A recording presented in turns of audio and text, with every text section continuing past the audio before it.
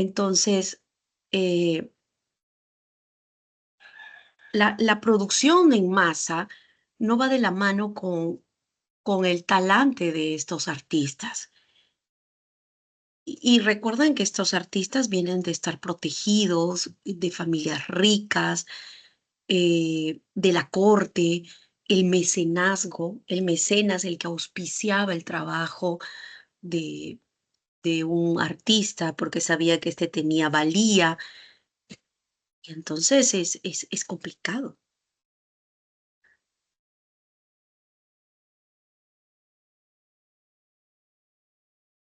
Es complicado tener que ingresar en ese mundo. Es, como siempre pongo el ejemplo, ¿no? Es como si se encontrara en ese momento, entre 1880 y 1920, un Velázquez. Velázquez, el gran pintor del barroco, pero es pintor de la corte. Y se encontrara allí, en medio de este mercado de la oferta y la demanda y el circuito y la dinámica económica de te compro, vendo, y que le digan, oye, hazte 30 meninas para el sábado. ¿Qué? O sea, ¿cómo se precariza el trabajo de un artista?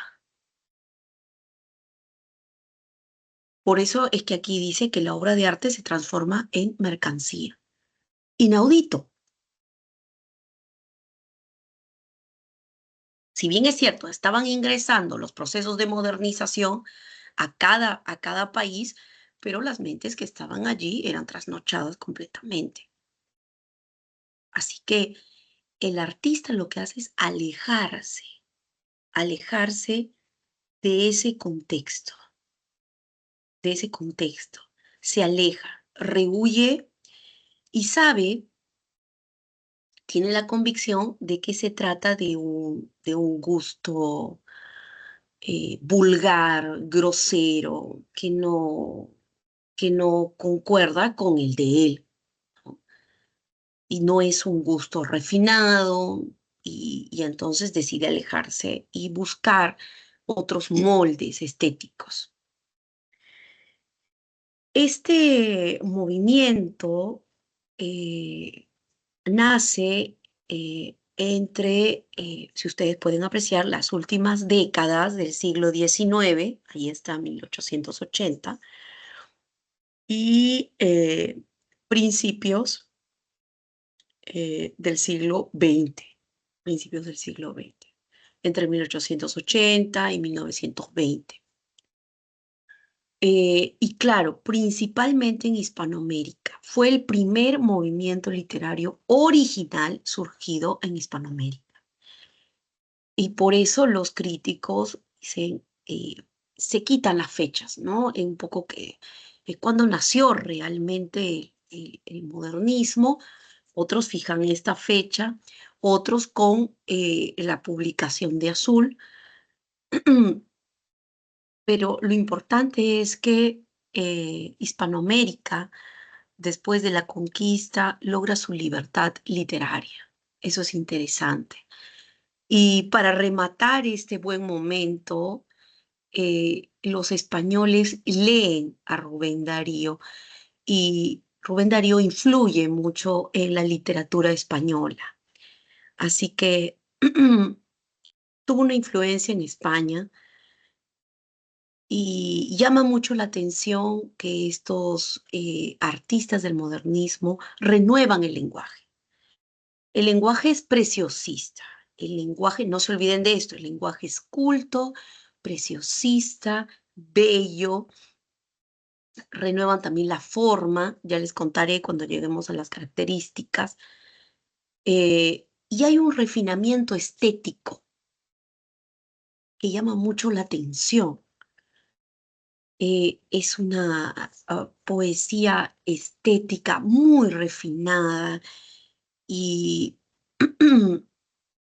y eso está en las formas de expresión que ellos buscaron, no, no locales, no de dónde pertenecían porque estaban molestos, porque se habían sentido infravalorados por esa sociedad, sino de afuera. Esas nuevas formas, esos nuevos modelos que vienen de afuera. Eh, no perder la data porque les comento, los modernistas, al ir en contra de esa realidad que lo rodea, porque es una realidad que no lo valora, tiene sus tres gotitas de romanticismo, porque está en contra del realismo también. Tiene sus tres gotitas de romanticismo. Tiene de simbolismo, que ya vamos a explicar, tiene del parnasianismo y tiene del romanticismo. Tiene el romanticismo, aunque poco, pero lo tiene. Así que es, eh, es un movimiento, pero yo diría también un gran experimento surgido en Hispanoamérica. Surgido en Hispanoamérica. Así que, bien, excelente. Eh, y la paradoja es que se logra eh, exportar literatura, exportar movimiento artístico, ¿sí? Tanto tiempo importando de España sus modelos y por algún suceso, como fue el cambio de sistema económico, miren ustedes, se logra esa exportación de movimiento, de literatura, de arte.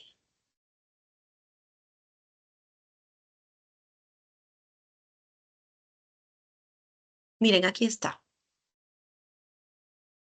lo que les decía, ¿no? Bueno, ahí ustedes tienen a los representantes,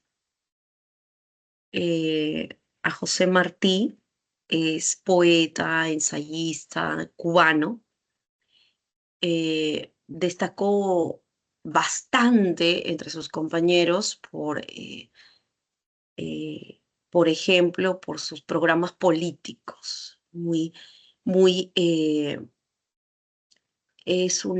es un programa político claro, pero fervoroso a la vez, eh, y siempre se le hizo una crítica a Rubén Darío, de, de no ser claro en ese sentido, en el tema político. Pero yo pienso que no fue su objetivo primario, ¿no? De José Martí sí, pero de Rubén Darío no. Pero sí hubo críticas al respecto. Luego también está Leopoldo Lugones, es un poeta y ensayista también, la mayoría ensayistas porque tenían programas políticos, eh, una prédica política, vamos a decir, Leopoldo Lugones argentino, ¿no? Amado Nervo, también poeta y ensayista. Él es mexicano, mexicano.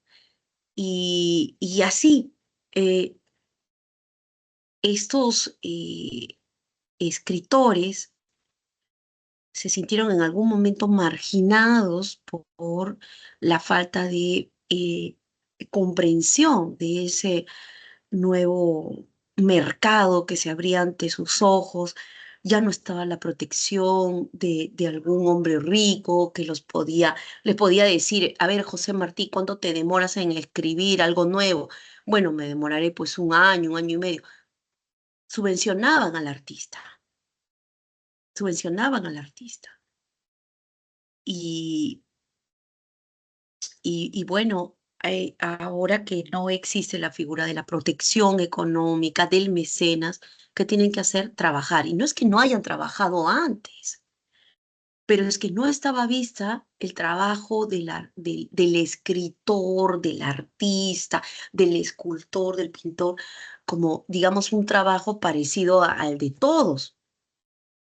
Vale decir que eh, se veía al escritor, se veía al pintor como una especie de semidios.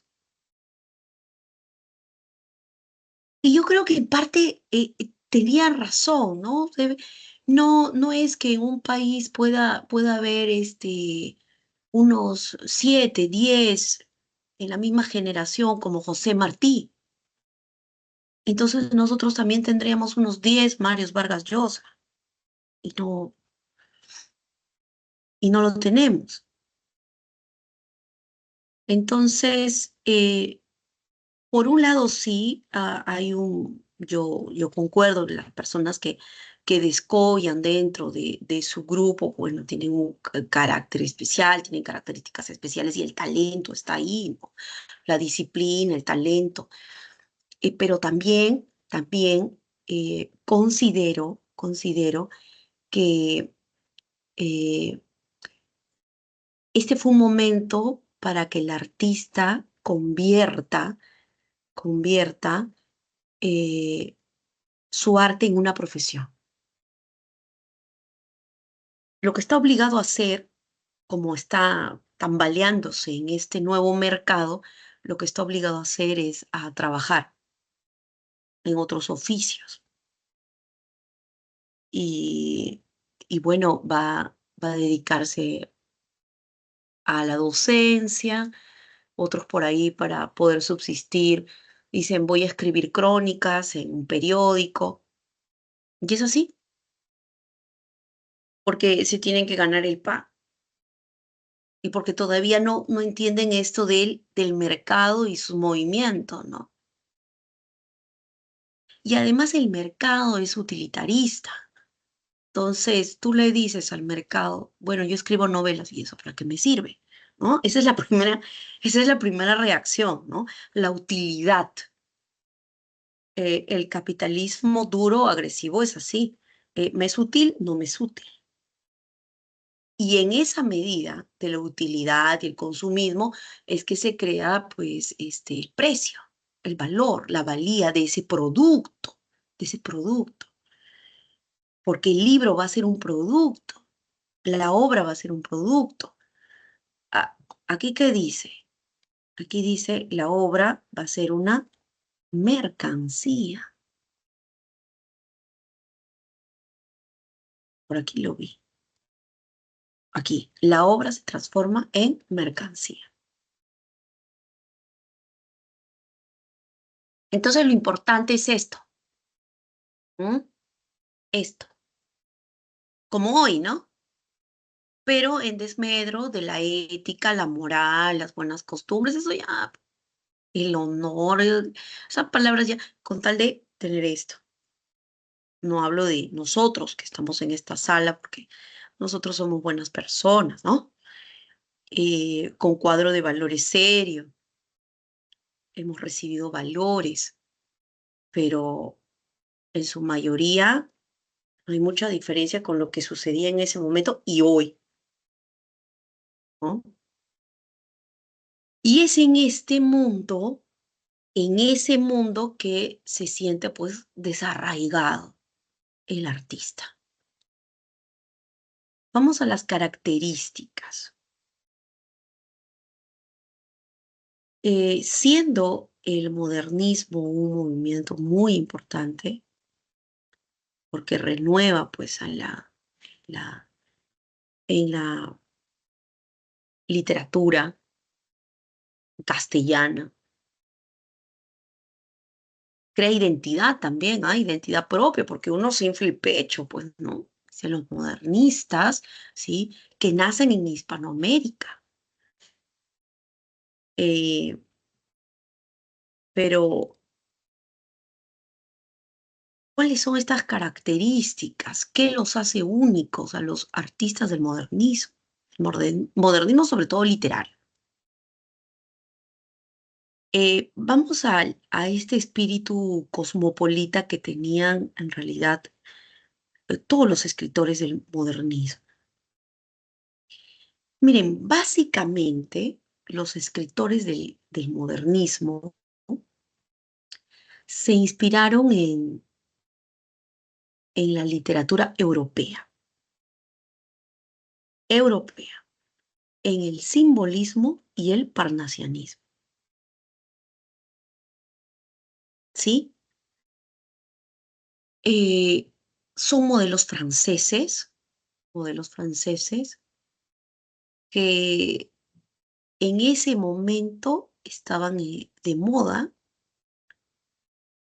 son, son modelos, son primas hermanas, el simbolismo y el parnasianismo. Se hermanan en la musicalidad, por ejemplo, el ritmo, la rima, ¿sí? Hay un canto en la poesía, eh, por eso la musicalidad acompaña al simbolismo y al parnasianismo. Eso es de vital atención, de vital atracción para el artista del modernismo. Eh, luego, estos dos modelos, estas dos escuelas francesas también se parecen mucho en su gusto por el cromatismo, el color. Ambas utilizan mucho el color, mencionan el color, tejen el color dentro de sus versos. Eh, Otra cosa que le asemeja a estas escuelas es que el uso de lo onírico, de los elementos oníricos, del sueño, de la alucinación, de la fantasía, de la ilusión, también está. Más en los simbolistas, pero en ambas, en ambas. Metáforas, por supuesto, metáforas, símbolos, aunque una más utilice que la otra, porque la otra escuela se llama simbolista. O sea, su razón de ser está en los símbolos.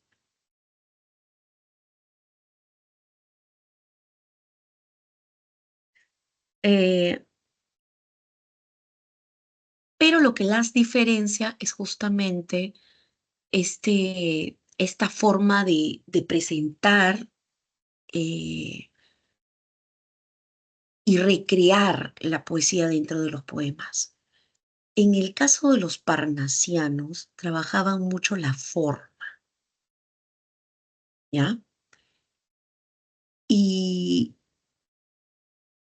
el tema del poema tenía que ser descrito tal cual como se presentaba en la realidad. Era una descripción de la realidad, en el caso de los parnasianistas. Profesora, ¿nos puede mostrar, a ver, un poema parnasiano? Ya, les digo. Está. Factura peruana, factura peruana.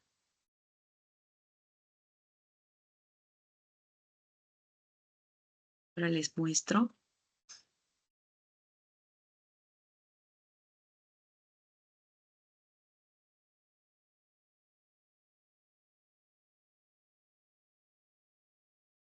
Hemos tenido un poeta parnasiano, sí. Recuerden, los parnasianos describen la realidad. Pero,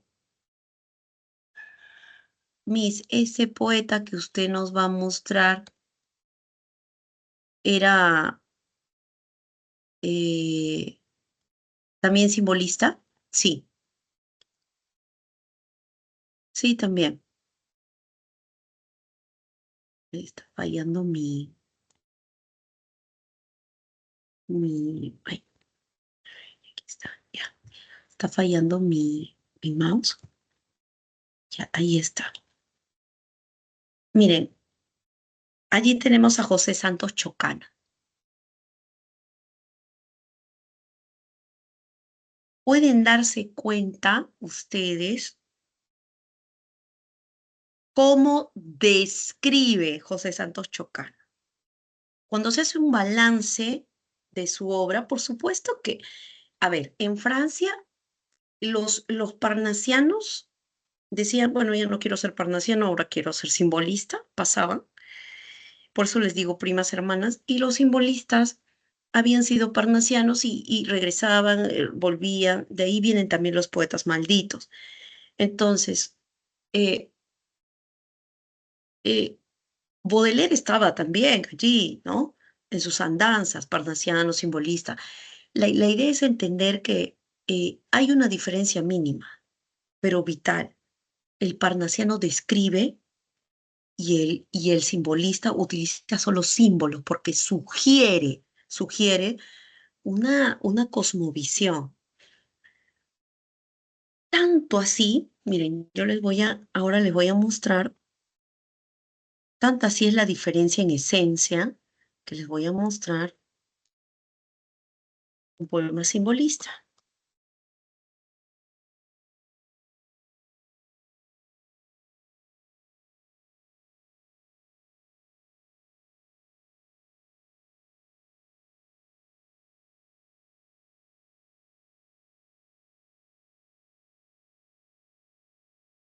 Aquí está. Mira, tú te vas a dar cuenta la diferencia entre un parnasiano y un simbolista. Todo se hace con pruebas en la mano, jamás con teoría no se puede, pues.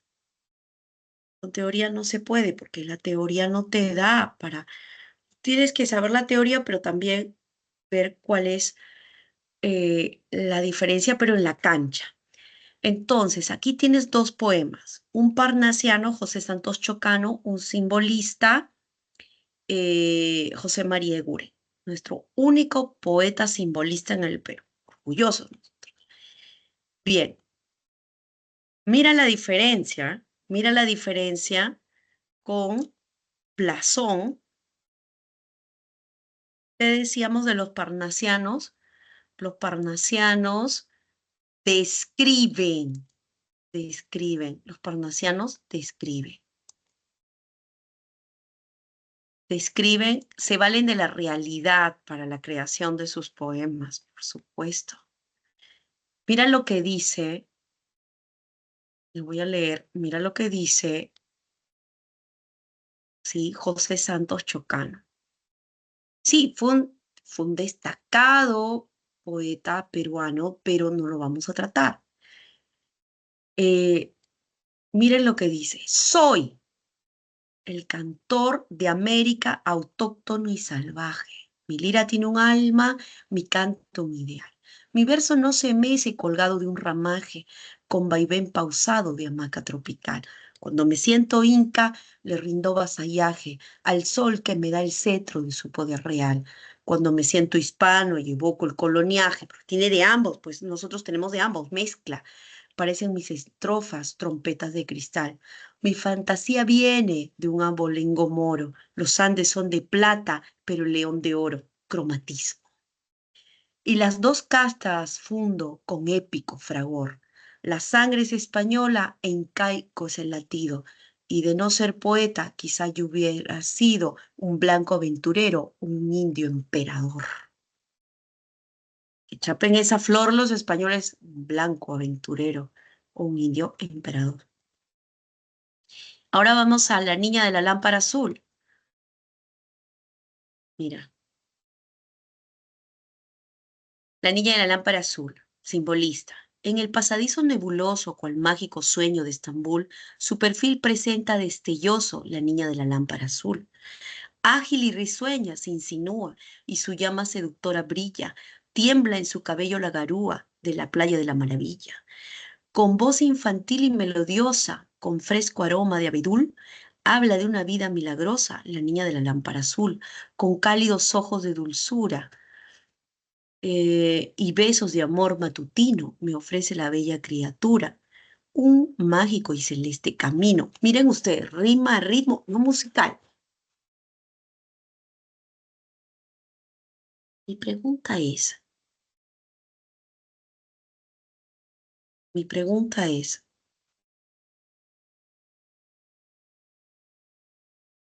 para que se den en cuenta la diferencia. ¿Cuál de estos poemas yo podría declamar ahora que se acerca el aniversario patrio? ¿Cuál de estos poemas? ¿El parnasiano o el simbolista? Yo digo, me voy a presentar, voy a hacer una, por supuesto, Xiomara, por supuesto, definitivamente. Esa es así es, no, así es. Esa es la gran diferencia. La poesía parnasiana era de auditorio. ¿Por qué? Porque sus insumos son de la realidad, porque describe la realidad. No solo tiene ese poema, José Santos Chocano, también hay uno que habla de la magnolia y describe a la magnolia. Los parnasianos describían la realidad, los simbolistas no. Se llaman simbolistas porque utilizan los símbolos. Y por eso, tanto así utilizan los símbolos, que crean un vínculo estrecho con las imágenes, con las metáforas, las imágenes, las sensaciones. Y al hacer eso, yo pierdo el contacto con esa realidad, mi realidad próxima. ¿Ves? Eso se llama cosmopolitismo. El cosmopolitismo es este, yo voy a tomar de lo foráneo, pero lo más foráneo posible, el extranjero. El cosmopolita es el hombre del mundo. La influencia que recibe Rubén Darío es esta. No iba a tomar los moldes de España en Europa, porque la idea era, me independizo de España. Hay una cuestión reivindicatoria también, ¿no? Entonces, sí, los conquistadores no nos van a ayudar a forjar este movimiento, así que sean los franceses, el modelo francés, ¿correcto? Entonces, miren ustedes, la poesía del simbolismo que crea una cosmovisión no tiene ataduras de tipo social, de tipo político, de tipo científico, de tipo psicológico. No puedo. Yo quiero hacer una protesta, quiero hablar sobre el estado sociológico del sujeto marginal en la sociedad y no voy a valerme de la niña de la lámpara azul.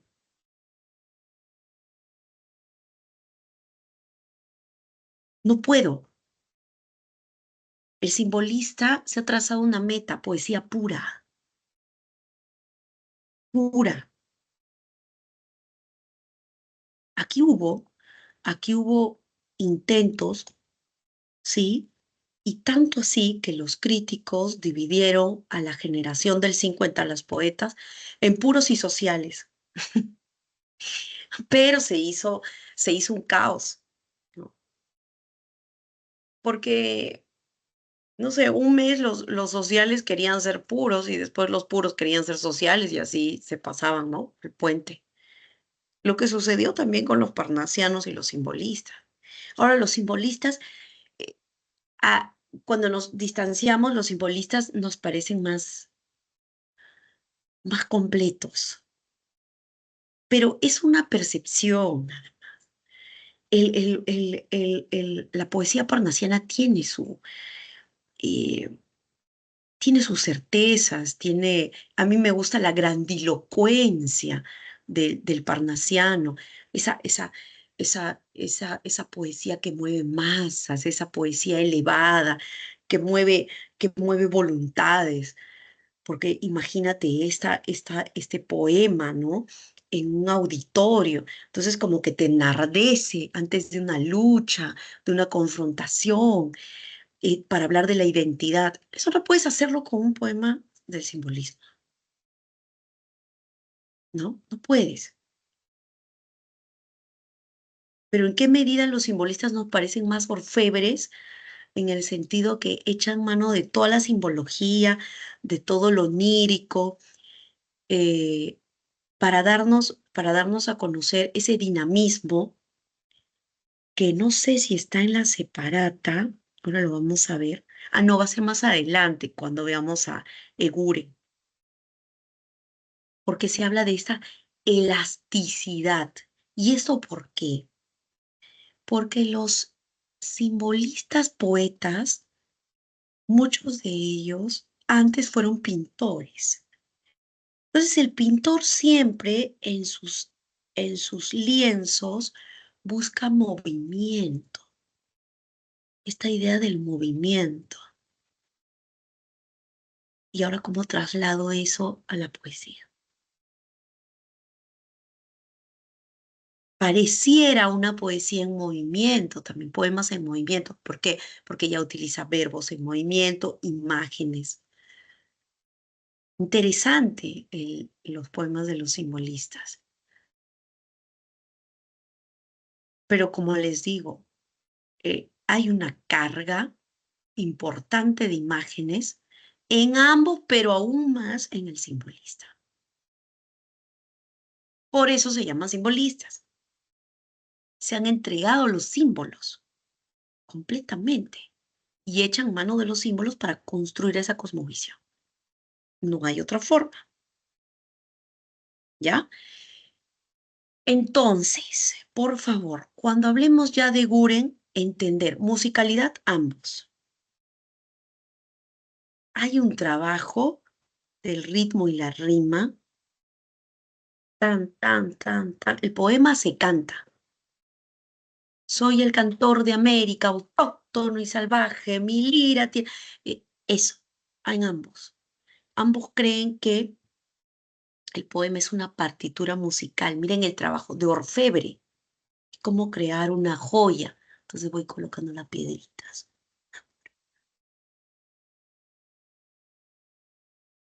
Y está bien. Ambos, cromatismo, color, color, color.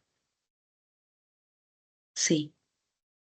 Ambos imágenes, claro, pero aún más el simbolista. La diferencia, el simbolista no te da a conocer la realidad, sugiere una realidad. Tú tienes que darle el sentido a esa realidad. Tú le das sentido a esa realidad. Pero el parnasiano sí te describe la realidad. Bueno, los modernistas echan mano de ambos.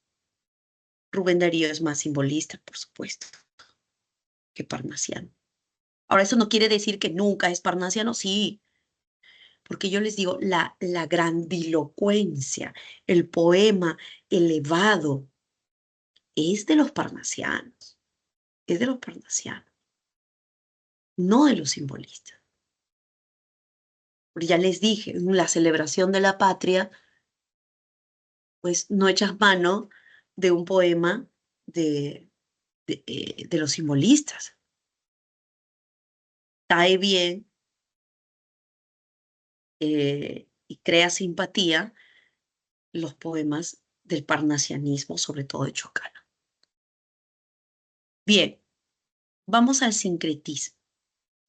Somos, somos naciones eh, producto de la conquista. Sí, nuestro trauma ha continuado y ha dado como fruto productos fusionados, asimilados con elementos del conquistador también. Entonces, miren ustedes, el conquistador trae la figura del ángel, el conquistador trae la figura del ángel, trae la figura de la Virgen. Nosotros, claro, al inicio, pues no es de que así, claro, te entendemos muy bien. No, hay un conflicto, porque es el que conquista y el vencedor y el vencido, ya está. Hay un conflicto, hay un choque, hay un impacto, pero luego hay una convivencia y esa convivencia trae consigo una suerte de asimilación, de adaptación, y luego los productos del vencedor se combinan con los elementos del vencido, español andino, y tenemos un sincretismo. Sobre todo, tenemos varios, pero sobre todo tenemos un sincretismo religioso. Los modernistas no van a obviar este fenómeno, lo van a tomar en cuenta.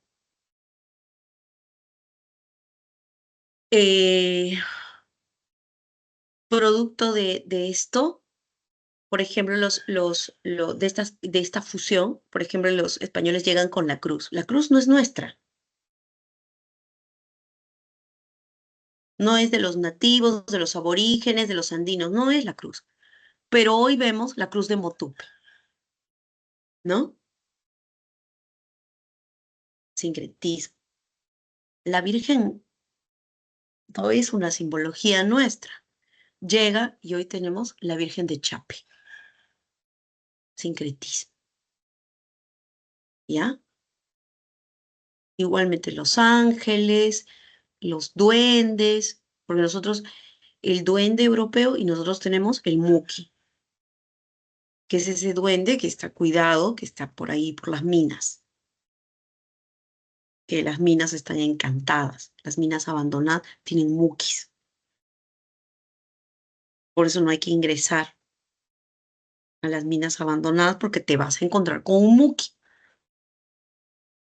que no es otra cosa que el duende. El duende, pues es el duende andino. Entonces hay un sincretismo. Y así sucede también en la comida, ¿no? Ya. Entonces, por favor, pensemos en eso también. Ya. ¿Qué más?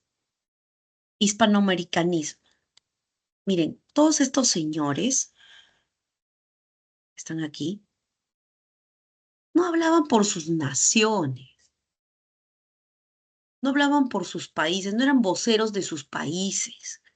Estamos hablando de un movimiento de gran envergadura que pretende la independencia en las letras. O sea, todos ellos tenían un programa, ¿sí? Ya, si no lo quieres llamar político, educativo. Y era como estar en pie de lucha, sostener ese movimiento. Claro, la cabeza de todo ese movimiento, por más joven que puede estar, era Rubén Darío, y yo les voy a explicar por qué después. Pero esta lucha hacía que se tenga que forjar frente a los europeos, porque los europeos están leyendo ahora a los escritores modernistas, que los europeos sepan que los escritores del otro lado son capaces de crear y de organizarse. Por lo tanto, ninguno de ellos, por ejemplo, José Martí se presentaba, yo lo hago por Cuba y que soy cubano, o Leopoldo Lugones lo hago por Argentina porque yo soy argentino. Hablaban de Hispanoamérica. Todos ellos eran voceros de Hispanoamérica. Y había la idea de que ese territorio generaba identidad, pero una identidad transnacional. Eso es lo primero. Y me parece muy bien, porque este, esta idea, este marketing, porque era un marketing, claro, no estaba el nombre, pero ese es un marketing, como lo del boom literario es un marketing también. Entonces había que hacer marketing. Una vez de que alcanza eh, fama internacional Rubén Darío, hay que hacer marketing, pero con el hispanoamericanismo. ¿Y usted de dónde es? De Hispanoamérica. Usted, señor, de Hispanoamérica. ¿Ves? Porque el movimiento es hispanoamericano. Esteticismo es la exaltación de la belleza. Para el poeta del modernismo, para Rubén Darío, todo es bello. Y así debe de ser.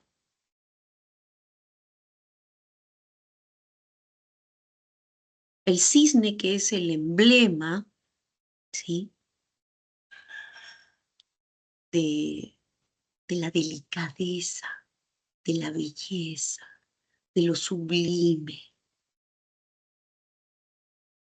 debe, debe ser potenciado en sus cualidades dentro del poema.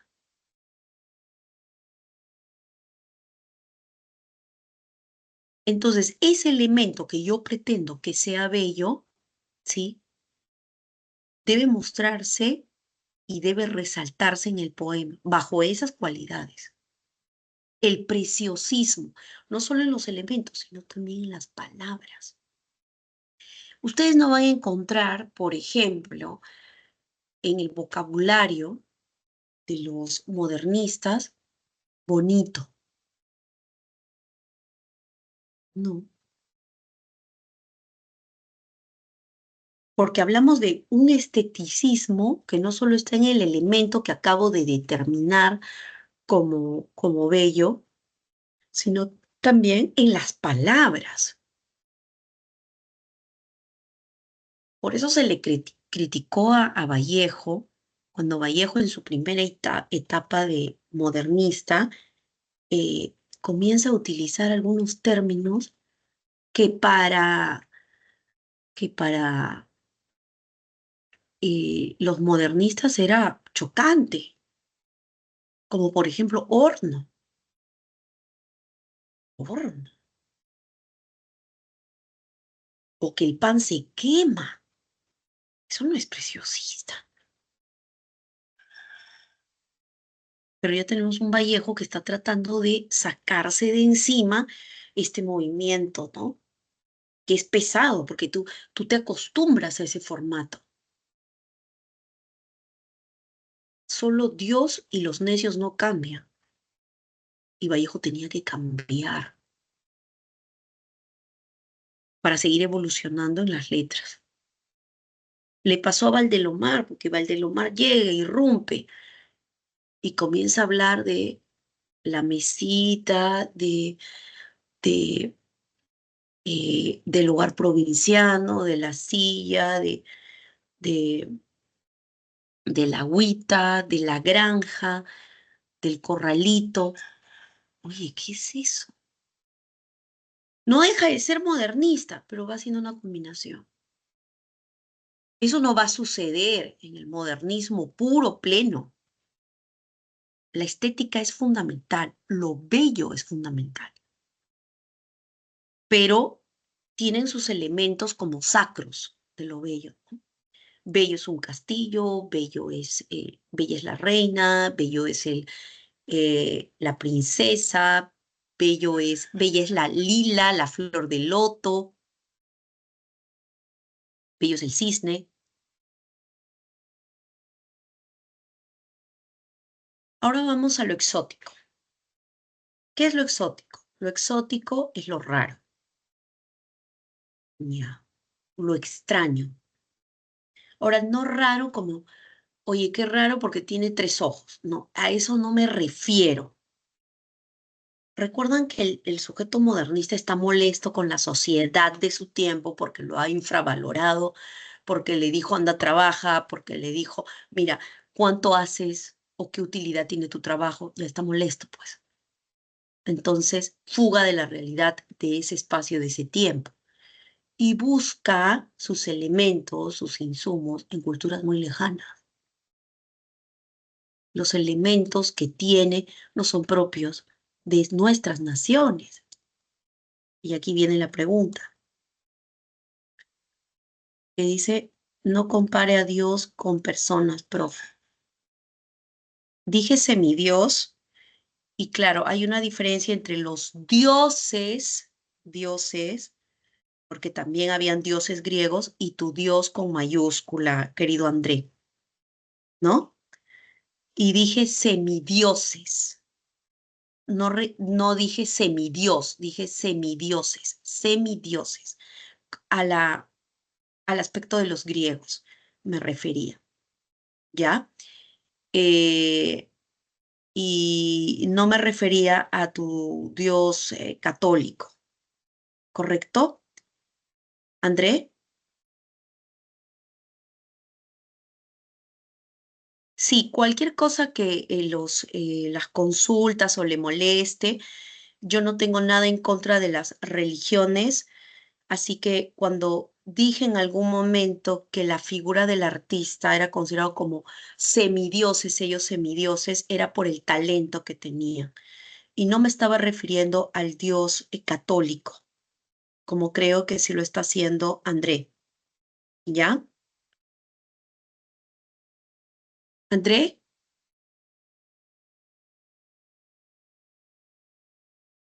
¿tienes otra consulta, André?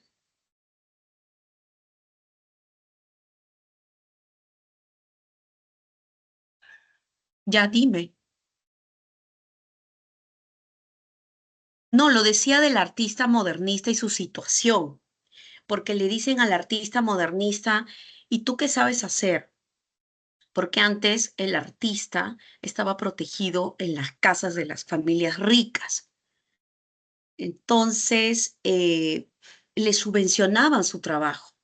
A Velázquez lo tenían allí sentado y Velázquez, o sea, esta idea de que el artista también debe de trabajar y crear su arte como una profesión no estaba todavía en la mentalidad de ellos, de los artistas. Y se produce cuando, eh, ¿cómo? Profesora, creo que se refiere a Vallejo. Yo he dicho que Vallejo era como un dios, André.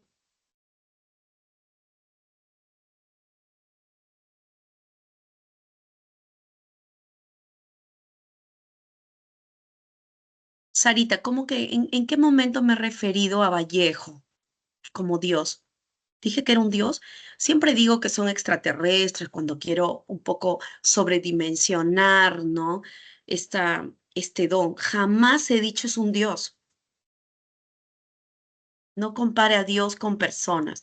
Ya, pero André no quiere comentar en qué es lo que le molestó, porque siento que hay una molestia en él. No compare a Dios con personas, profe. A ver, en qué momento dije es un Dios?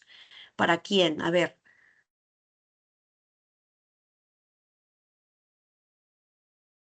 no sé, André se ha ido, creo. Ay, André, esa frase no la he creado. Ah, ya, cuando dijo, solo Dios y los necios no cambian. Quiero que entiendas que no estaba comparando los necios con Dios. No es una frase mía, ya André. Dios es el mismo en todos los tiempos. Si te das cuenta, André, no sé cuántos añitos tienes, André, y qué bueno que me lo hagas saber. Solo Dios, la frase es más dura todavía. Solo Dios y los necios no cambian y necios tiene otro término, no lo utilicé porque es muy temprano. Dios, en todas las narrativas, Dios es el mismo, ¿ya? Y no solo me refiero a tu Dios. Y los necios, si se han topado alguna vez con alguien necio, tampoco va a cambiar. Dios es el mismo, ¿sí? En todas las narrativas y los necios tampoco cambian.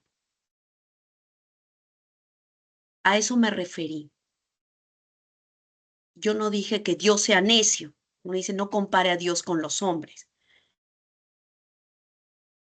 Entonces, la persona que decide cambiar, ¿sí? Cambia porque no es Dios, ¿ya? Y cambia porque no es un necio, André. Entonces yo, cuando algo no me sale bien, como esta situación que se ha ido de control y la señora sigue paseando, ¿no? La señora Boluarte, para mí la señora Boluarte es una necia, por decirlo menos. Los que la acompañan, otros necios, por decirlo menos, porque no quieren cambiar y no quieren cambiar esta situación. Vallejo tuvo que quitarse el ropaje, ¿sí? Del modernismo para pasar en 1922 y poder publicar Trilce, que es otro formato, el de los vanguardistas. Ya, André, a eso me refería. En ningún momento quise chocar con tu Dios, ¿correcto? ¿Ya? Y porque Dios, el Dios, tu Dios, el Dios de Abraham, no tiene nada que ver aquí. Es una frase, es una frase, ¿ya? Dicho esto, porque luego se puede tergiversar, ¿no? Es una frase que no me pertenece y los términos son aún más duros con respecto a la gente que no quiere cambiar. Y cuando digo gente que no quiere cambiar, me refiero a los comunes y silvestres y no a Dios. Pero la frase dice, solo Dios y lo voy a decir, solo Dios y los imbéciles no cambian. Uno Pero, tiene que cambiar. ¿Perdón? Ah, dime. profesora, sí, esa frase también yo la he escuchado porque una vez cuando estaba en el aula con mi profesor, nos preguntó si éramos perfectos y algunos dijeron que sí, entonces el profesor dijo, el único perfecto es Dios o los que no, o los necios igual. Ujú. Ya sé cómo va con la frase. Mi compañero creo Sí, que la ha transversado. sí, sí. Él ha sentido que Pero me he bueno, ido en contra de Dios y yo. Sí se entiende a lo que se refiere la frase. Sí, porque después alguien aquí, jóvenes, y lo mínimo que quiero es que alguien se sienta mal o vaya a llorar más tarde o decir, mira, papá, la profesora es una, no cree en Dios y por ahí está, porque la gente se puede sentir muy movida y entiendo eso, pero la frase, nosotros sí tenemos que ser proclives al cambio, porque si no lo somos, no se van a encasillar en Dios, pues si no en lo otro, ¿no? A eso me refiero, ¿ya? Pero si ustedes revisan, ya que si alguno tiene alma de historiador por aquí, revisa, Dios es el mismo en todas las narrativas. Y está bien que sea el mismo, porque es Dios. Pero ¿y los necios? Los necios tienen que cambiar. Y gracias por también por aquellos que se han escuchado la frase y entonces se entiende. Ya. Eso lo decía por Vallejo, porque Vallejo va a tener un problema con el ropaje del modernismo al pobre. Miren, ya, esto es un adelanto, ya, para regresar a los modernistas que sí tiene que ver. Mira, atento André, mira, cuando publica en 1922 Trilce, al día siguiente no había reseña. Uy, ya bueno, voy a esperar un mes. Nada, nadie hablaba de Trilce. Y cuando yo digo nadie, no me refiero a la gente común y silvestre. Me refiero a la casta literaria, a la gente que, a la gente que va a subir el dedo y va a bajar el dedo, a esa gente que no pudo leer, por ejemplo, lo que Cervantes había creado, porque decían, "Mm, ¿qué es esto? Un libro de chistes porque no se parece a Lope, lo que hace Lope. Sí se parece a lo que hace Lope, no se parece. O sea, el termómetro era Lope de Vega. Aquí, por ejemplo, el termómetro eran los ojos modernistas. Y los críticos, las vacas sagradas, no habían hecho ningún comentario sobre Trilce. 1922.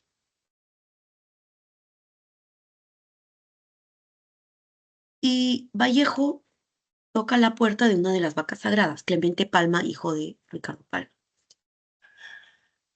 y le dice, maestro, ¿tiene algún comentario? No sé, estoy preocupado, ¿no? Vallejo que había pasado por muchas cosas, ¿no? Penurias económicas, tuvo que imprimir, Trilce en la cárcel, sale de la cárcel, su madre había fallecido, su novia lo había abandonado, se había muerto Valdelomar, en fin, una pelea de gatos en la cabeza.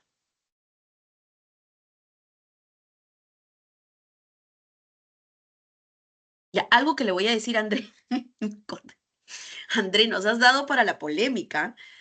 Mira, te voy a decir, este, los marxistas y los comunistas no creen en Dios. Y ahora no vemos a Vallejo ya. Cierro paréntesis. Y Clemente Palma lo mira y le dice, ¿quieres un consejo? Sí, maestro, por favor, porque no entiendo. O sea, mi libro ha caído, la publicación de mi libro ha caído en un vacío absoluto. Mira los ojos modernistas, ¿ah? Y Clemente Palma le dice, ¿yo que tú?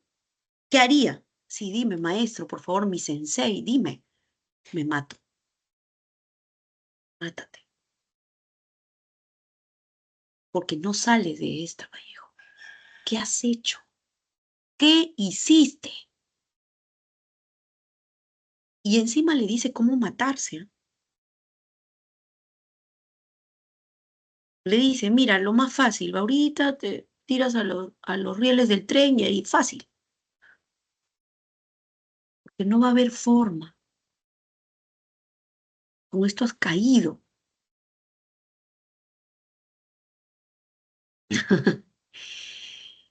Este, no, pues Vallejo no se mató, André.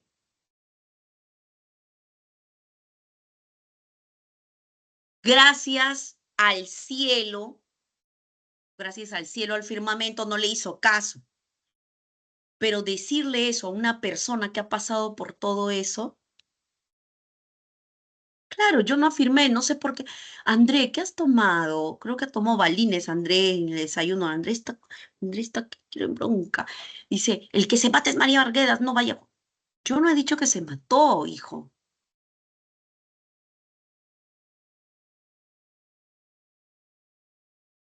Por eso tomo mi café negro, temprano. Vallejo no le hizo caso, gracias. No le hizo caso y lo único que hace, como no, como parece un paria, un excluido, se va del país. Esa es la determinación y la decisión que tomó. Y es cierto lo que dice André. José María Arguedas, que no estaba, tenía, voy a decir la palabra, no sé si va a sonar feo, pero tenía demonios internos, se suicidó. Se suicida en el baño de la Universidad Agraria, que es otra cosa distinta, es otro tiempo distinto, André. Tendría traumas, pues no sé, heridas del alma, la gente tiene heridas, ¿no? Pero estamos hablando de ¿cuándo? Estoy hablando de 1922. Luego, con el tiempo, se sabe y los críticos dicen, oye, ¿qué es esto? Trilce. Los críticos internacionales estaban frente al primer poemario vanguardista de la posguerra. Por eso Vallejo se estudia a nivel internacional. En el mundo se estudia Vallejo. ¿Pero qué pasó aquí? Aquí todos tuvieron miedo de lo que estaban viendo. ¿Qué es esto? ¿Qué le pasa a Vallejo? ¿Ves? Sigamos, sigamos y quiero que sigan participando. Muy bien, André. Sí, vamos con fuerza.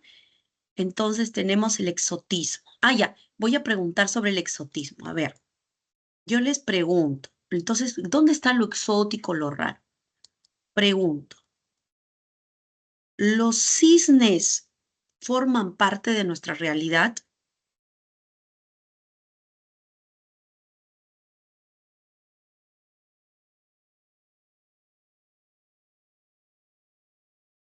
¿Los cisnes forman parte de nuestra realidad? Sí, dicen. ¿Así? Yo, yo he visto patos aquí, ¿no? Pero cisnes.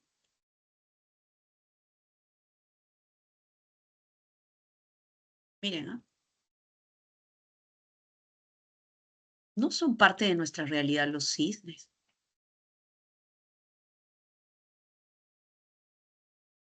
Profesora, me agarró frío. Ya, otra pregunta. Ya. La flor de loto, las lilas, son parte de nuestra realidad. A ver, déjeme buscar. Profesor, estoy dudando. Tampoco es que sea un conocedor de la fauna, la flora. Ya, vamos a otro. Las reinas, los príncipes, las princesas, ¿son parte de nuestra realidad?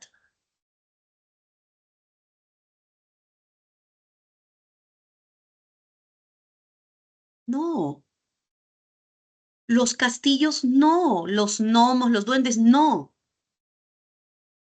Cuando Rubén Darío menciona kimonos, geishas, esa no es parte de nuestra realidad, esa es otra cultura, una cultura muy lejana.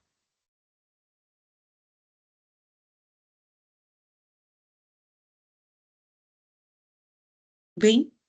Eso es exótico, eso es exótico.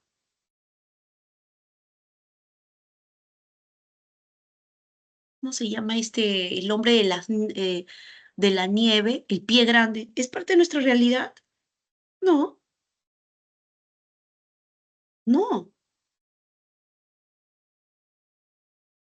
eso es exótico, eso es exótico. Por supuesto que puedo tener una réplica de castillo aquí, de un castillo, pero los castillos no son parte de nuestra realidad.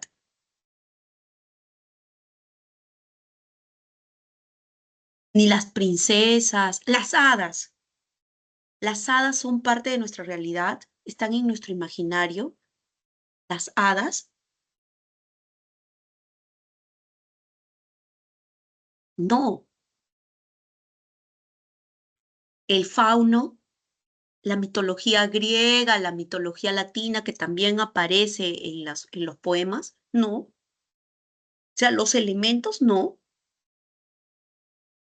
Bueno, todo eso utilizaban los modernistas, sobre todo Rubén Darío.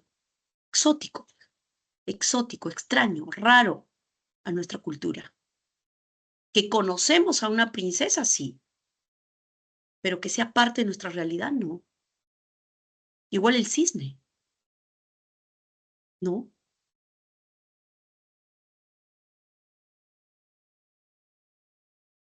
Tienen que tomar eso en cuenta. Ahora, llega la Primera Guerra Mundial. ¿Cuándo? Y sigue todavía, ¿cuándo inicia la Primera Guerra Mundial? Y miren, sigue todavía este discurso. Entonces, ¿qué deja una guerra? ¿Qué deja una guerra? ¿Felicidad? ¿Qué consecuencias tiene una guerra? Pobreza, claro, carencias, peste, enfermedades, muertes. Entonces yo les pregunto, ahí, así, muchas muertes, en debacle todo, el sistema económico, niños sin padres, ¿no? Niños abandonados. Entonces, la pregunta es, tengo hambre, hambre, Tiago, esa es la palabra, hambre. Yo he llorado el otro día viendo las imágenes, no sé si ustedes han visto cómo China eh, violentó el espacio de Israel, el espacio aéreo, y lanzó comida y medicinas para los niños en la franja de Gaza, para los niños palestinos. De verdad que el corazón se me ha partido. Sí, de esas criaturas que recibían estas bolsas que caían del aire. Entonces deja eso. Una guerra deja eso. Mi pregunta es, por supuesto, Paul, mi pregunta es, nosotros que estamos viendo y opinando de aquí cerca en nuestras casitas, bien, bien abrigaditos, Mi pregunta ¿es factible todavía la narrativa del cisne? Y azul, que todo es azul, el cisne, la princesa, el lenguaje preciosista. ¿Se puede? ¿O ya se agotó ya?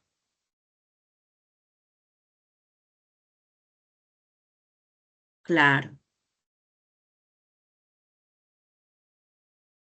Se agotó, pues, porque, a ver, dime una cosa, oye, no me sigas hablando del cisne y la flor de loto y la lila y que los pájaros succionan, ¿no? El rocío de las lilas, cuando tengo este escenario de terror. Se agotó, pues, se agotó, ya no me sirve, ¿ves? Cuando yo les decía, los movimientos se agotan en sus discursos, es porque emerge otro, otro discurso. ¿Cuál es ese discurso? Gente molesta, gente molesta que confió en el progreso, en la razón, ¿no? ¿Quiénes vienen ahora? Pero vienen con la espada desenvainada, ¿eh? Vienen molestos. ¿Quiénes vienen? A ver, digo. Y van a cambiar eso. Vallejo se adelantó, 1922, pero vienen así, ¿ah? Y dice, fuera cisne, fuera flor de loto, fueran princesas, fuera castillo. No, castillo de concreto, ¿ah? Vienen molestos. ¿Quiénes? Los vanguardistas, los rebeldes. Mm. Eso es, nada más. Pero te estoy diciendo por qué se agota. ¿Tú qué crees? ¿Que recién aparecen cuando haya la guerra y después al día siguiente? No, ellos ya venían cocinando todo su, ¿no? Pero le dieron tregua pues al sistema. Ok, este es el sistema capitalista, ya, muy bien, vamos a confiar. ¿Y cómo les paga el sistema capitalista? Guerra. Queremos ser libres y volamos todo tu sistema preciosista. Esta narrativa no me sirve. Que no voy a estar, la reina da pasos, ¿no? Eso no, porque estoy viendo muertes, estoy viendo destrucción, ¿sí? Pero a la vez el sentido humano, el progreso humano no se detiene. Y veo autos de carrera, y veo un semáforo, veo un cinema, y veo que la luna va en tacones de compras, va de compras. La naturaleza que ahora, ¿sí? Se mezcla con las autopistas, porque la luna se pone tacones y va de compras. ¿Mm? Terrible, ¿no? Pero ya nos estamos adelantando, pero quiero que entiendan que en su momento fue importante la presencia de Rubén Darío. Vamos con Rubén Darío. No lo parece, pero tuvo mucha suerte Rubén Darío. Nicaragüense, ya escribía desde los 11 años ya escribía, o sea, había adelantado también un niño muy precoz, porque había leído mucho, pero, y a ver, Nicaragua, me parece, y ni siquiera él no vivía, digamos, en una ciudad importante de Nicaragua, sino que era una, una, una zona provinciana, ¿no? Entonces, ¿qué tanto de novedoso puede llegar a un lugar así?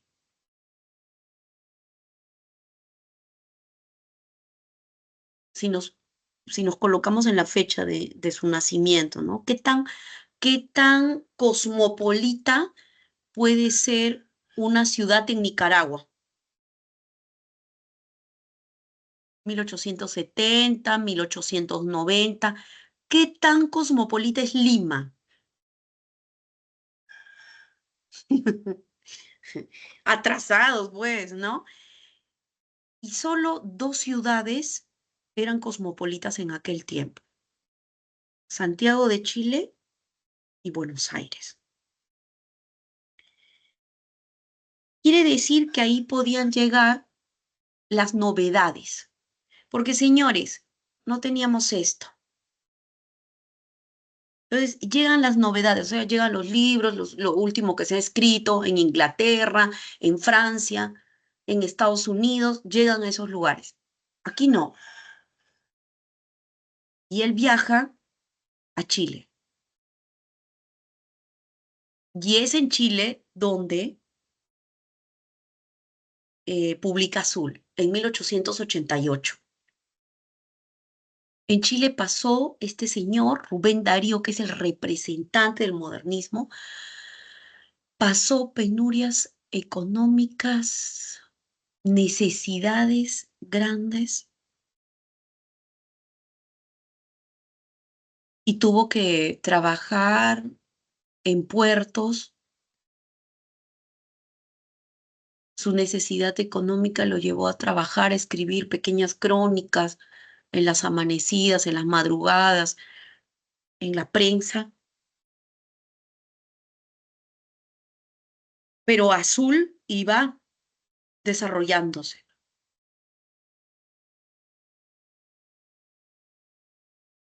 Azul estaba en su mente, por supuesto. Pero cuando se publica, mira, por eso te digo, ¿cómo es? Esto sí es el azar, ¿no? Porque lo que tiene es modelos franceses. Los toma, los adapta, porque si no sería un copión.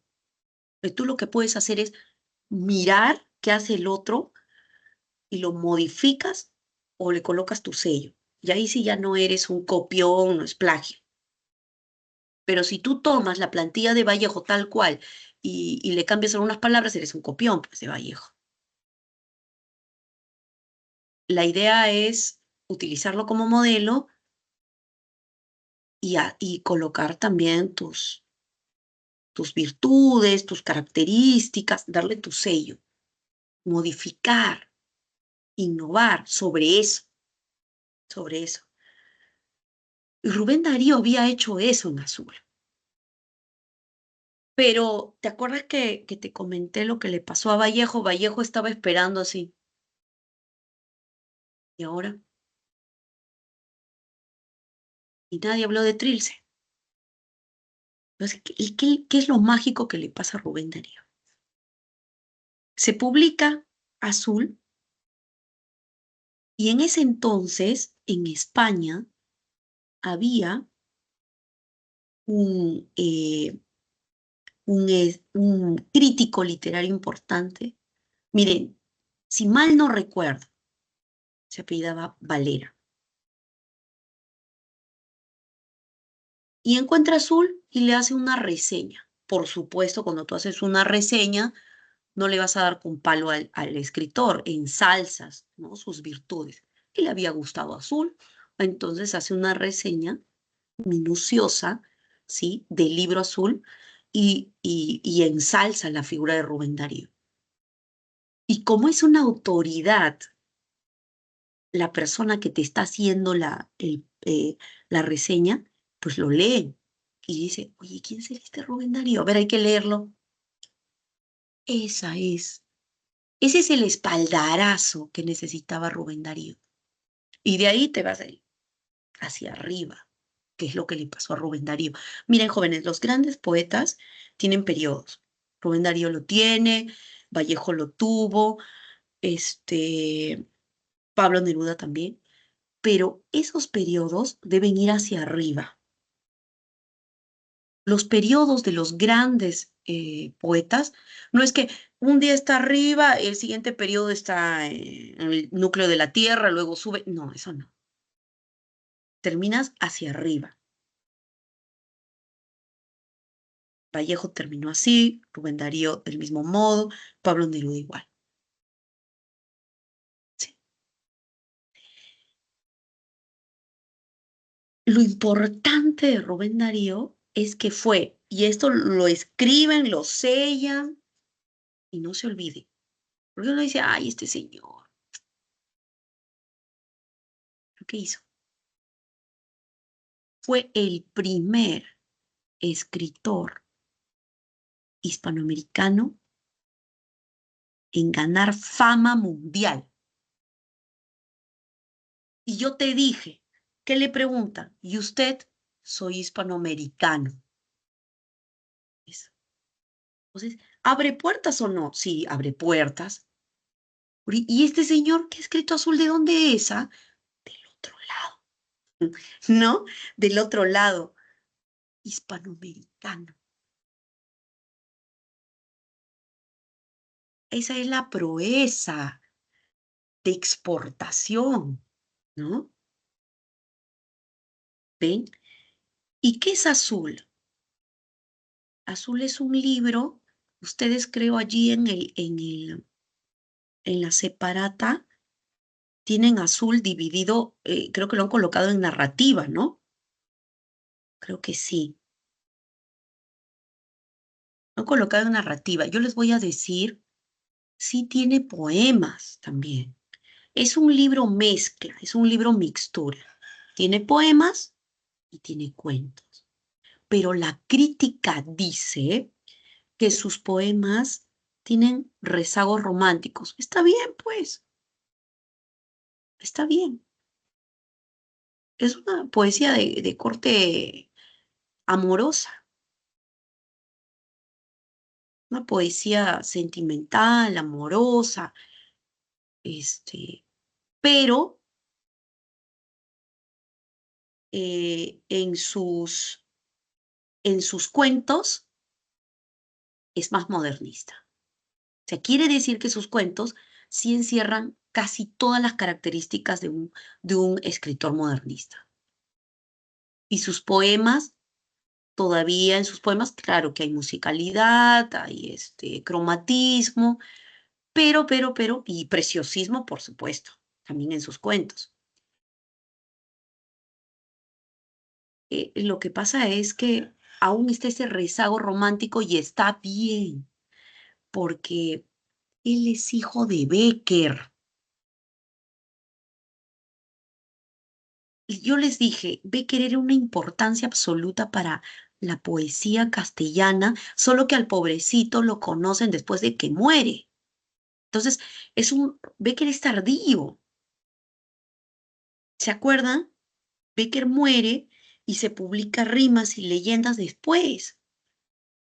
Pero no es que no haya habido poesía amorosa antes de Becker, sí hubo, pero Becker revoluciona porque Becker, los demás decían, sí, el amor, con esta escuela académica de los ilustrados, el neoclasicismo. Es una, es una poesía también de auditorio, sí. El amor nos une, ese amor es eso que movía masas. Y viene Becker, se acerca al oído de todos los poetas y dice, te amo. Y eso no había pasado antes. Eso es Becker. Es Eso es Becker. Poesía íntima. Eres mala, no me quieres, yo sufro. Y entonces te descuadra, pues, y dices, pero ¿quién es este hombre? Ya está muerto. Pero ¿qué es esta poesía que te habla al oído, sutil, sencilla? El padre de estos dos monstruos, Rubén Darío y seguido, poesía amorosa, pues, poesía amorosa, y de Pablo Neruda, Pablito, es Becker. Solo que Pablo Neruda ya lo trae en el bolsillo, pero bien escondidito ahí. Becker. Ahora, Rubén Darío tiene otros componentes. El preciosismo, sobre todo, que utilizan los modernistas, ya no va a servir luego de los escombros que deja la guerra. Entonces, en azul hay poemas que están divididos de acuerdo a las estaciones del año. Poemas para la primavera, poemas para el invierno, poemas para el verano, poemas para el otoño. Y en sus cuentos, en sus cuentos que son más modernistas que sus poemas, Azul recoge y hace un acopio de la situación del artista. ¿Se acuerdan cómo les dije que era la situación del artista? El artista se siente, él rechaza ya ese mundo porque también el mundo, ese mundo moderno lo rechazó. ¿Tú qué sabes hacer, ah? Escribo. Escribes. ¿Y qué escribes? Poemas. ¿Y eso para qué sirve, ah? Y ahora,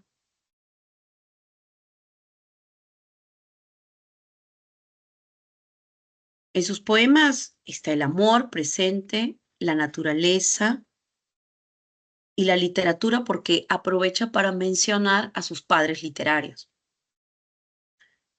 Pero ¿se acuerdan? ¿Se acuerdan que Becker tenía 3 mujeres distintas en sus poemas? En la narrativa, en leyendas, tenía la mujer demonio, porque les dije que lean la Jorca de Oro, por favor, que lean la Jorca de Oro, que no les iba a tomar mucho tiempo. Pero en sus poemas tenía a la mujer fatal, esa que nunca ama, que hoy es una resemantización de la mujer vampiro, ¿se acuerdan? Luego, también en sus poemas tenía la mujer poesía, esa la literatura, la mujer poesía, esa mujer que se confunde con el quehacer literario. Y luego estaba la mujer idealizada, la mujer ideal. Pero como es ideal, casi casi se parece a una virgen, ¿sí? No solo por lo físico, sino también por sus virtudes, no se va a poder concretar el amor. Es una mujer intangible. Todo eso está en la mente de estos monstruos de la poesía, como son Rubén Darío y Pablo Neruda. No así Vallejo, porque Vallejo es el poeta del dolor. Vallejo es el poeta de la orfandad, no es el poeta del amor. Ruptura, diferencia. Hasta entonces, ningún poeta había desentrañado el dolor, había auscultado el dolor como lo hace Vallejo. Eso no significa que no haya amor en su poesía, pero sobre todo hay dolor. ¿Y qué es lo más común a los seres humanos? El amor y el dolor. Sí, el dolor también.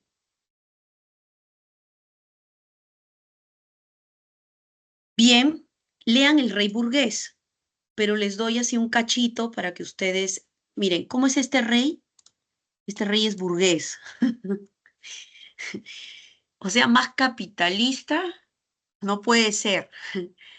Entonces, ese rey burgués tiene un castillo, tiene un asesor que es un filósofo. Los filósofos, ¿cuándo no los filósofos? Entonces, un filósofo es su asesor, que le habla al oído. Llega a ese castillo un poeta. El poeta tiene hambre, quiere comer. Y le dice, para trabajar con usted, rey. ¿Tú qué sabes hacer? Le dice el rey. Yo canto. ¿Cantas? ¿Y eso de qué me sirve? Necesito comer. No, no, no necesito. No me eres útil. Poeta. Y el asesor le dice, pero piénselo bien, mi rey. Dice, ah, ya me acordé. Ya sé lo que puedes hacer. Mira, hay una caja musical en el jardín y anda, dale vueltas al manubrio de esa caja musical. Eso sí, no dejes de dar la vuelta. Yo quiero escuchar la música. Le está diciendo que canta, le está diciendo que canta. Se refiere a la oralidad del poeta, porque así comenzaron los poetas, ¿no? La trova, los trovadores. Le está diciendo, yo canto, soy poeta. No le importa al rey, porque es burgués. Mira la máquina cómo entra, le dice, dale vueltas ahí a la máquina, vuelta, vuelta, y yo te doy tu pan. Vueltita, vueltita a la máquina, pan. Y acepta el poeta, acepta esa miserable condición. Ahí ustedes pueden observar, ¿no? Una imagen que trata de asemejarse, ¿no? Entonces él va al jardín, comienza a ver que todo alrededor es bello. Bello es el sol, bello es el rocío de las lilas, las flores también son bellas, los pájaros, las abejitas. Y lo único feo, horrendo, horripilante allí es él. Él afea ese paisaje. Y las abejitas que son dadoras de vida, ustedes saben, ¿no? Si las abejas desaparecen, desaparece este mundo así. Y las abejitas que son tan bellas, las abejitas, van y le comienzan a picar los ojos y lo hacen llorar.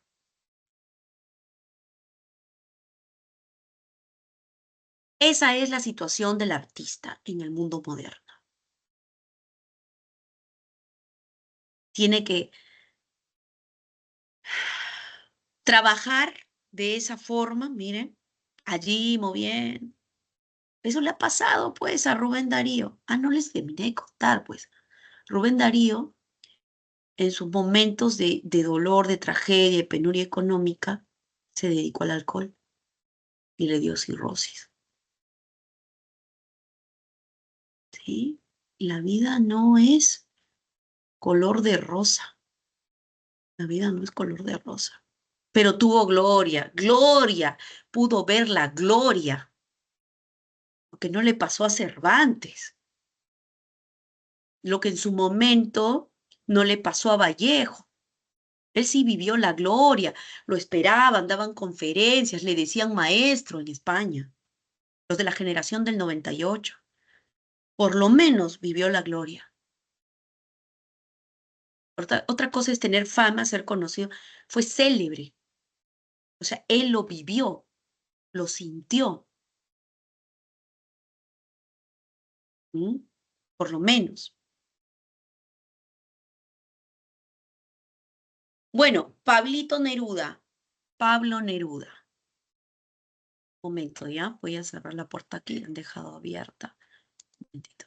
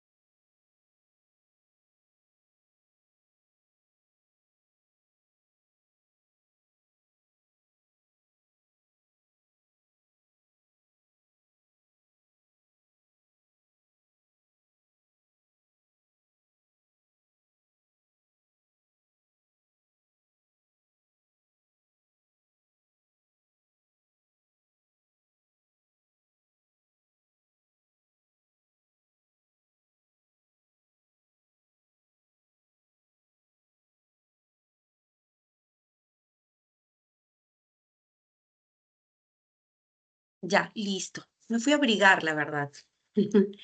Empecé a sentir frío. Ustedes también abríguense porque la verdad que está dando una gripe bien fea. La otra vez me quedé sin voz. Bien, eh, vamos con Pablo Neruda. Miren, los tres pilares de la poesía hispanoamericana son estos tres señores. Los pilares, ¿ah? Los pilares. Rubén Darío, César Vallejo y Pablo Neruda. Son como las columnas que sostienen a los demás poetas, al trabajo de los demás. Por supuesto que hay poetas que han asimilado muy bien, no solo fue Vallejo, pero Vallejo se adelantó, digamos, aquí con el vanguardismo, porque, y qué inteligente, porque tuvo que publicar. Si no publicaba en 1922, imagínate, le ganaban cualquiera de estos poetas destacados. Así que ese fue un importante paso y por eso se ubica entre los fundadores de la poesía hispanoamérica contemporánea. Al lado, miren ustedes, al lado de Rubén Darío y Pablito Neruda. Estos. Sacamos pecho, ¿no? Porque aquí está el gran Vallejo. Pero vamos a Pablito. Unas cositas que quiero que puedan visualizar.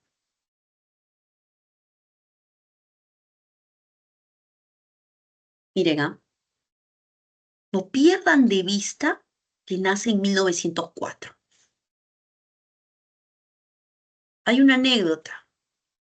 Su nombre fue, miren, su nombre y su seudónimo es Pablo Neruda, pero su nombre, ¿cuántos nombres tiene? Tiene tres. Ricardo Eliezer Neftalí Reyes Basualto.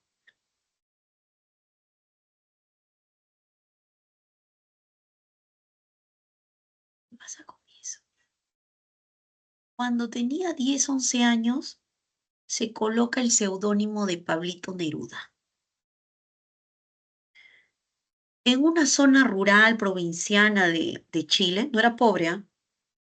No ha sido pobre, pero él vive con su padre, perdió a su madre, vive con su padre maneja el tren de esta localidad,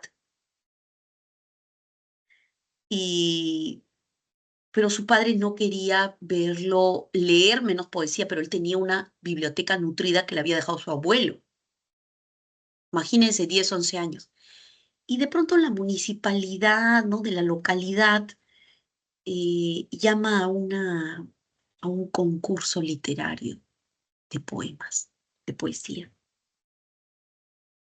Y es graciosa la anécdota porque él se presenta siendo niño con el seudónimo de Pablo Neruda.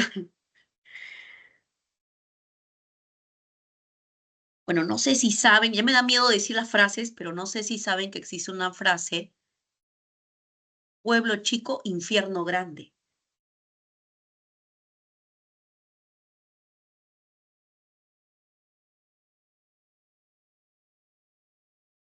Y, y entonces todos, ¿no?, los señores se reúnen en la plaza, así que, y dice, este concurso vamos a dar a conocer a los ganadores, ¿no? Y, y el ganador es Pablo Neruda. Todos miran, Pablo Neruda. Todos se preguntaban, vecino, ¿usted conoce a Pablo Neruda? No. ¿Y quién es Pablo Neruda? Todos, Pablo Neruda. ¿Hijo de quién es Pablo Neruda? Y él estaba, Pablito, pues Neftalí estaba, que lo miraba a su papá así. Y ahora, él había ganado, pero ¿cómo decirle a su padre que él había escrito poesía? Y su padre, ¿quién será, no? ¿Conoces a ese tal Pablo Neruda? No, decía. Y cuando estaba por preguntarle, volteé y ya no estaba ahí a Pablito. Pablito ya estaba en el escenario. Él era Pablito Neruda. Desde esa vez, su padre lo apoyó. No fue como el padre de Mario Vargas Llosa que lo envió pues al Colegio Leoncio Prado para que se haga hombre. Entonces lo apoyó, tuvo una educación privilegiada. Estamos hablando de un hombre que fue político, eh, embajador, diplomático, es un poeta y político. Raro también, ¿no? Poeta político. Gana el premio Nobel en 1971 y lo único malo es que fue comunista hasta los huesos. Comunista. Claro, Vallejo fue marxista, pero también marxista, pero al tuétano. ¿Sí? Entonces, eh, luego muere cuando estaba internado en una clínica y se tejieron historias en torno a su muerte, que justo entraba el gobierno de Pinochet, que fue un gobierno, una dictadura militar, pero de derecha. Imagínense, pues, tenían a Pablo Neruda en la clínica. Pero son solo hipótesis, ¿ah? De que la gente de Pinochet lo mató, lo envenenó en la clínica. No son solo hipótesis, o sea, nada certero, pero sí se tejieron historias, ¿no? En Chile es muy odiado por las comunidades femeninas, los grupos feministas, eh, y, y cada cierto tiempo estos grupos feministas reeditan las obras, pero las reeditan a su manera, hacen un cambio en los poemas, todo por molestar, ¿no? Pero bien, vamos entonces a 20 poemas de amor y una canción desesperada y por qué tanto causó tanto revuelo esta obra. ¿Se acuerdan que les dije que tomen en cuenta cuándo nació? 1904. Si 20 poemas de amor y una canción desesperada, que fue un éxito en ventas, se podría decir fue el primer bestseller de poesía. Yo creo que el único. Difícil que, mira, ya es difícil que un libro de novelas sea un bestseller. Ya es difícil porque la gente no lee. Imagínate si va a leer la gente poemas, poesía, menos. Pero 1924 se publica 20 poemas de amor y una canción desesperada. Aquí viene mi pregunta. ¿Qué edad tenía Pablo Neruda? Cuando se publica este poema que es de un periodo de iniciación, a sus inicios, sus pininos.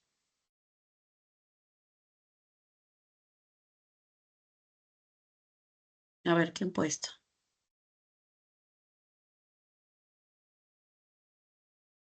Ya, perfecto, Paul, o Paul, discúlpame. 20 años, ya, pero uno no escribe cuando se publica. Entonces, ¿a qué edad promedio escribió este poemario? Si cuando tenía 20 años se publica, ¿a qué edad escribió esta criatura este poemario?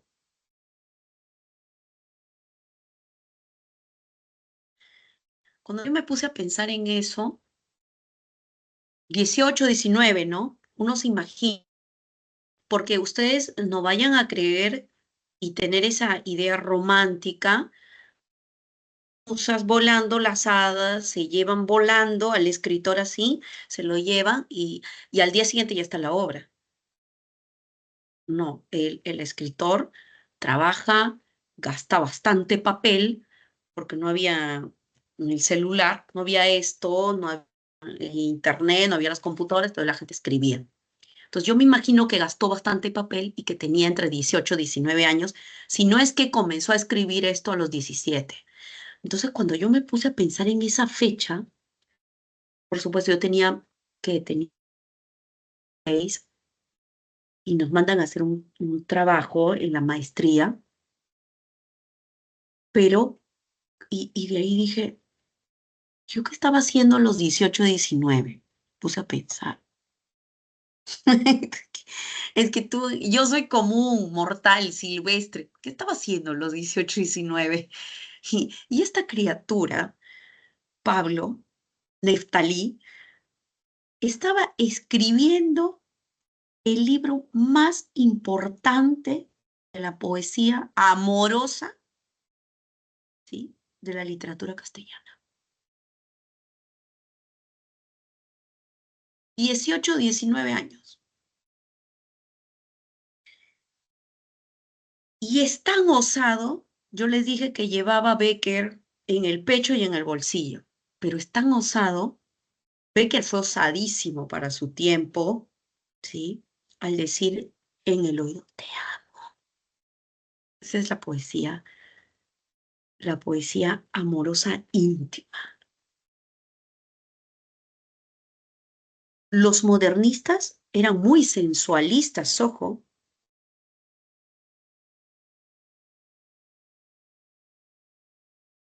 muy sensualistas.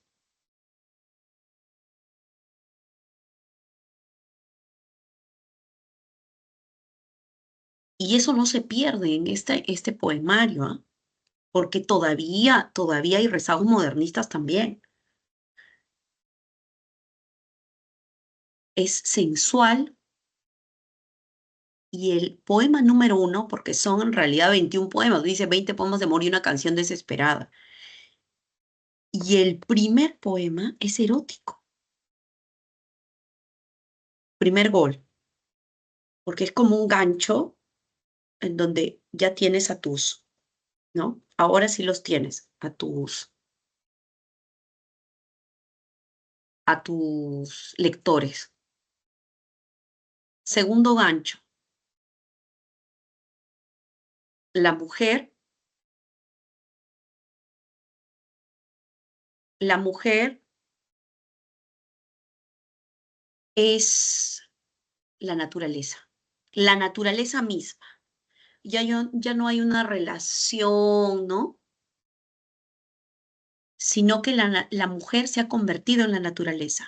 Y el hombre, la mujer es árbol, la mujer es hoja, la mujer, así lo voy a decir para que entiendan, qué es la mujer dentro de la poesía de 20 poemas de amor y una canción desesperada. La mujer es la colina, la mujer es el monte, la mujer es la tierra misma, y el hombre es el labriego, el hombre es el campesino, el hombre trabaja la tierra. Sí, la mujer es la naturaleza, toda, toda. La mujer es la espiga, la mujer es la uva. Los frutos de la naturaleza también, también. Y el hombre busca estar en sintonía, busca comunicarse, busca poseer la naturaleza. Y en el 99.9% del poema no lo logra, pero sí logra contemplar esa naturaleza, contemplar a la mujer, contemplar a la mujer. Ahora bien, eh, los críticos se preguntaban, ¿quién a los 19, 18 años conoce tantas mujeres? Era también una pregunta. Aquí está el poema 20, no he colocado el poema 1, pero ustedes tienen el poema 1 allí. Lo importante es que también, eh, tercer gancho, es que presenta, hay musicalidad, por supuesto, pero hay versolibrismo. ¿Ustedes se dan cuenta? Es como si se escribiera y se conversara. Puedo escribir los versos más tristes esta noche. Escribir, por ejemplo, la noche está estrellada y tiritan azules los astros a lo lejos.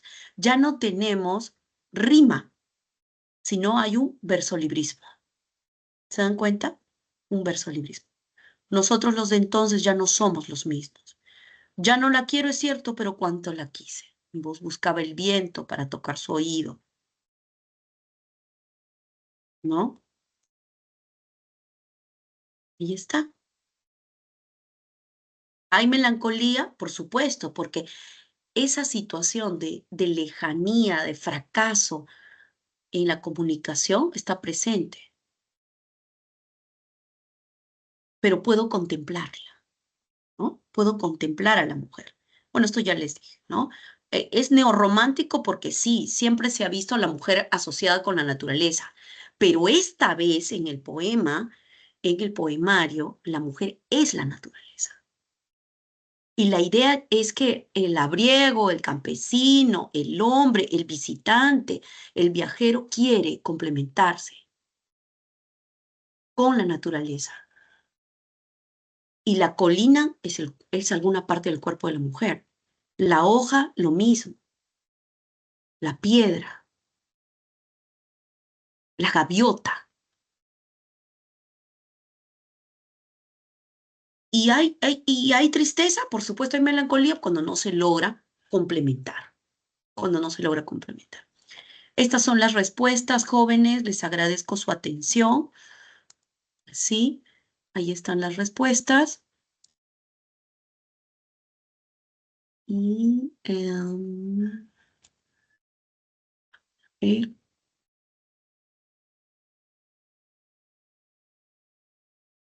les dejo una tarea pequeñita nada más, ¿sí?